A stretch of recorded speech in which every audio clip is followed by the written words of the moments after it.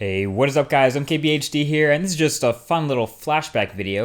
1993, that was 20 years ago. I was born in 1993, and that's quite a long time ago in tech terms. I mean, 20 years from now we'll be in 2033, so we'll have, the iPhone 25s or something. I mean, it's a long time from now. So a lot can happen in technology in 20 years. 20 years ago in 1993, AT&T was a pretty big company still, and they made this random sort of futuristic commercial. It's the first link in the description below the like button on this video, and it is definitely worth a watch. In fact, let's go ahead and watch it together. This is the commercial AT&T put out 20 years ago in 1993. Have you ever borrowed a book from thousands of miles away? Across the country? Gesture ahead. Take next exit. Without stopping for directions? Route 101. Or sent someone a fax? From the beach? You will. And the company that'll bring it to you, AT&T. What? In 1993, how did they know this in 1993? Who made this commercial for AT&T in 1993? Have you ever borrowed a book from thousands of miles away? I literally just did on my phone, like a couple minutes ago. Have you ever crossed the country without stopping to ask for directions? I actually did that a week ago. Literally 7 days ago, I did that too. And have you ever sent someone a fax from the beach? Well, if you replace the word fax with email or text or tweet or direct message or anything else, yes, I have. And the company to all bring it to you, AT&T. Well, okay, so they didn't get that part right, but to be honest, they got way more right than they should have. They actually got hardware designs right. They got designs right, they got implementations right. They got way more right than pretty much any other company would have even thought of or dreamed of getting close to in 1993. So this was a TV commercial actually, and AT&T aired it on TV between TV shows and everything like any other normal commercial. And this was 20 years ago, back when computers looked like this, and the internet was basically just a couple thousand lucky people that actually had access to it,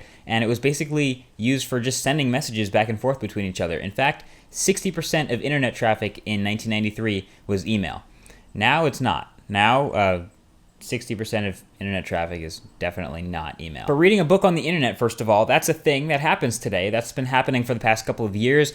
And in fact, Google Books is what I use, and you can read and sync books on the internet right now. And dude, she touched the screen.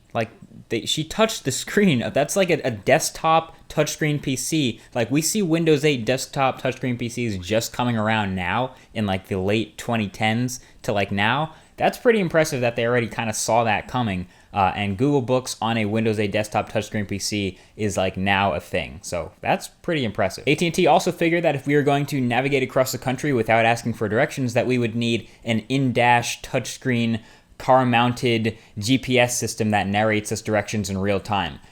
That is 100% accurate. And you have to remember that cars in 1993 look nothing like they do now, or at least the inside did. The interior was all analog. There was no digital, no touchscreens, no displays or anything sort of digital at all inside of cars in 1993. Very few buttons that we see today. And now it already knows that we're going to be using things. Even the interface that kind of showed was kind of similar to what I'd expect to even see in the next few years from now. Pretty crazy. And finally, the dude at the end of the video sends a handwritten message digitally to someone from the beach. Again, touchscreen, stylus, fluid interface, 3G connectivity. It's looking a lot like the Galaxy Tab 10.1 does. Obviously, they didn't get the form factor quite right. Kind of looks like a freaky fat device, but you obviously can't predict that stuff. But they got the idea right. They got the implementation right, and that's a product that we see today. The Samsung Galaxy Tab 10.1 LTE does exactly that right now. So you win, AT&T. Either way, you just took the W. You win. I'm going to definitely watch all your futuristic style commercials very carefully from now on so that I can know exactly what the world's going to be like in 2033. Either way, what do you guys think? What do you think of the world in 2033? Are we seeing it in commercials now?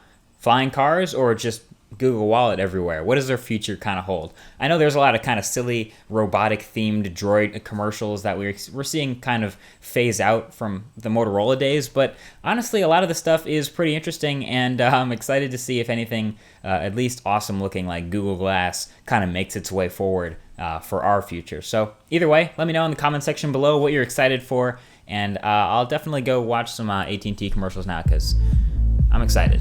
Thanks for watching, and I'll talk to you guys later. Peace.